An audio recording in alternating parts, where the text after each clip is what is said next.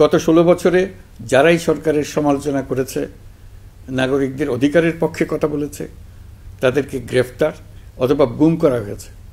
লাখ লাখ বিরোধী দলীয় রাজনৈতিক নেতাকর্মীদের নির্বিচারে আটক, গ্রেফতার করা হয়েছে। আজ আমরা কেবল অতীত স্মরণ করতে আসিনি, আমরা একটি শপথ গ্রহণ করতে এসেছি। শপথ এই, আমরা কোনো ধরনের নিপীড়নের কাছে মাথা নোয়াব না।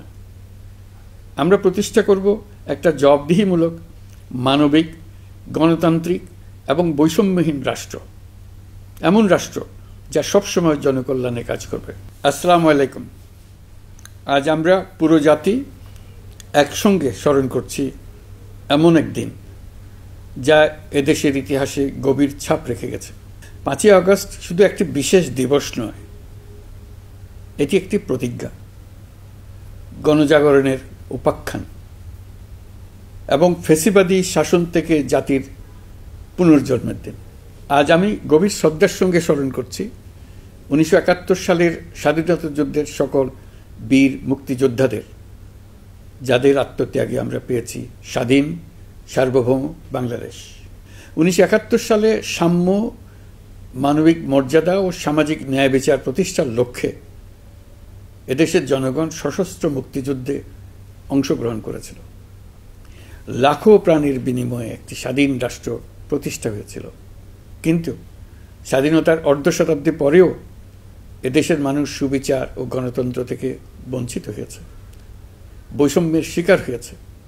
2024 সালের উত্তাল জুলাই ছিল বাংলাদেশের ইতিহাসে এক সংকটময় অধ্যায়, 16 বছরের পুঞ্জীভূত ক্ষোভের বহিঃপ্রকাশ।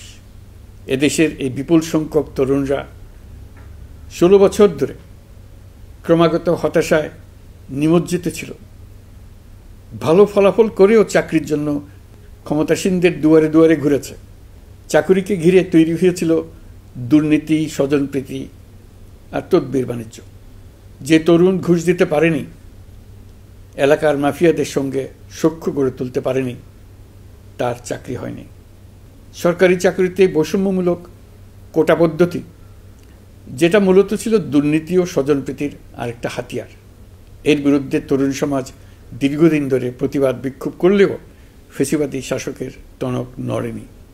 দীর্ঘ এই সময় প্রতিটি সেক্টরে মাফিয়াতন্ত্র কায়েম করে একটি সুবিধাভোগী শ্রেণী তৈরি করা হয়েছিল, যারা আর্থিক ও অন্যান্য সুবিধার বিনিময়ে স্বৈরাচারের পক্ষে কথা বলবে, কাজ করবে। স্বৈরাচারের পক্ষের সঙ্গী হলেই তার চাকরি হবে, কাজ মিলবে। সরকারি প্রতিষ্ঠান, শিক্ষা প্রতিষ্ঠান, অর্থনৈতিক প্রতিষ্ঠান, এমনকি বিচার ব্যবস্থা, আইনশৃঙ্খলা বাহিনী, গণমাধ্যম ও সাংস্কৃতিক মণ্ডলেও এই ধরনের সুবিধাভোগী শ্রেণী তৈরি হয়েছিল। এদেশের গরিব মেহনতি মানুষের পয়সা লুট করে পতিত ফ্যাসিবাদ ও তাদের সহযোগীরা এক একজন টাকার পাহাড় গড়ে তোলে। সীমাহীন দুর্নীতির কবলে পড়ে অর্থনীতি ভেঙে পড়ে। এই 1.5 যুগে প্রতিটি ন্যায্য দাবি, প্রতিবাদ, বিক্ষোভ চলাকালে পুলিশের পাশাপাশি দলীয় সন্ত্রাসীরা অস্ত্র হাতে আন্দোলনকারীদের পিটিয়েছে। গত 16 বছরে যারাই সরকারের সমালোচনা করেছে, নাগরিকদের অধিকারের পক্ষে কথা বলেছে, তাদেরকে গ্রেফতার অথবা গুম করা হয়েছে। লাখ লাখ বিরোধী দলীয় রাজনৈতিক নেতাকর্মীদের নির্বিচারে আটক, গ্রেফতার করা হয়েছে। এই ভয়াবহ পরিস্থিতিতে 24 জুলাইয়ে দেশের ছাত্র সমাজ, তরুণ প্রজন্ম, সাধারণ মানুষ সবাই একত্রিত হয় এক নতুন দিনের প্রত্যাশায়। সমস্বরে তারা বলে ওঠে, এবার ফ্যাসিবাদকে যেতে হবে। তবু দেশের মানুষের বুকে গুলি চালিয়ে শেষ পর্যন্ত ক্ষমতা আঁকড়ে ধরে রাখতে চেয়েছিল ফ্যাসিবাদী সরকার। তারা নির্বিচারে গুলি করেছে, গ্রেপ্তার করেছে, ইন্টারনেট বন্ধ করে হত্যাকাণ্ডের তথ্য লুকাতে চেয়েছে। রাতের অন্ধকারে এলাকায় এলাকায় অভিযান চালিয়ে ছাত্রদের আটক করেছে। গুলিবিদ্ধ আহতদের তারা হাসপাতালে চিকিৎসা নিতে দেয়নি।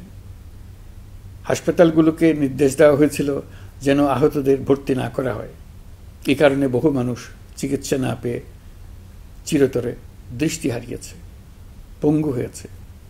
আজ জুলাই গণ অভ্যুত্থান দিবসে আমি জাতির সূর্য সন্তান জুলাই শহীদদের গভীর শ্রদ্ধার সঙ্গে স্মরণ করছি, তাদের আত্মার মাগফিরাত কামনা করছি। জুলাইয়ে যারা আহত হয়েছেন, চিরতরে পঙ্গু হয়েছেন, দৃষ্টি হারিয়েছেন, জাতির পক্ষ থেকে আমি তাদের প্রতি শ্রদ্ধা ও কৃতজ্ঞতা জানাচ্ছি। এই জাতি আপনাদের কাছে চিরকৃতজ্ঞ থাকবে। গত বছর ডিসেম্বর মাসে জুলাই গণ অভ্যুত্থানে শহীদ পরিবার ও আহতদের কল্যাণ ও যাবতীয় বিষয়াদির প্রশাসনিক দায়িত্ব মুক্তিযুদ্ধ বিষয়ক মন্ত্রণালয়ের উপর ন্যস্ত করা হয়েছে।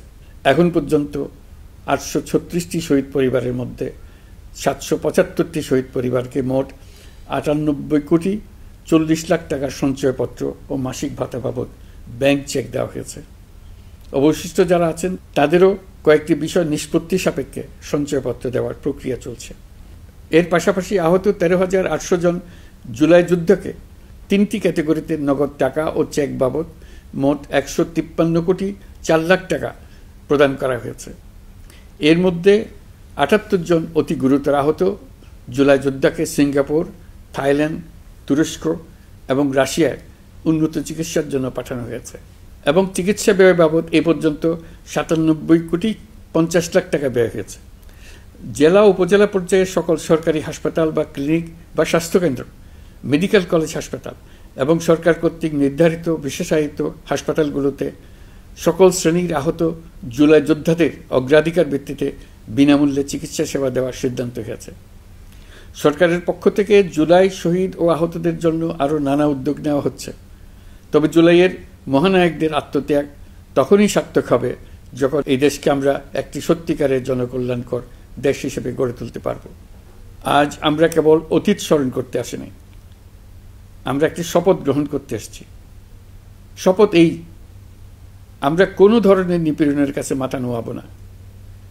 আমরা প্রতিষ্ঠা করব একটা জবাবদিহিমূলক, মানবিক, গণতান্ত্রিক এবং বৈষম্যহীন রাষ্ট্র, এমন রাষ্ট্র যা সবসময় জনকল্যাণে কাজ করবে। জুলাই শহীদদের আত্মত্যাগ আমরা বৃথা যেতে দেব না। তাদের আত্মত্যাগই হবে আমাদের পথ চলার প্রেরণা, তাদের স্বপ্নই হবে আমাদের আগামী বাংলাদেশের নির্মাণ রেখা। আজকের এই দিনে এটাই হোক আমাদের শপথ। মহান আল্লাহ আমাদের সহায় হন। আল্লাহ হাফিজ।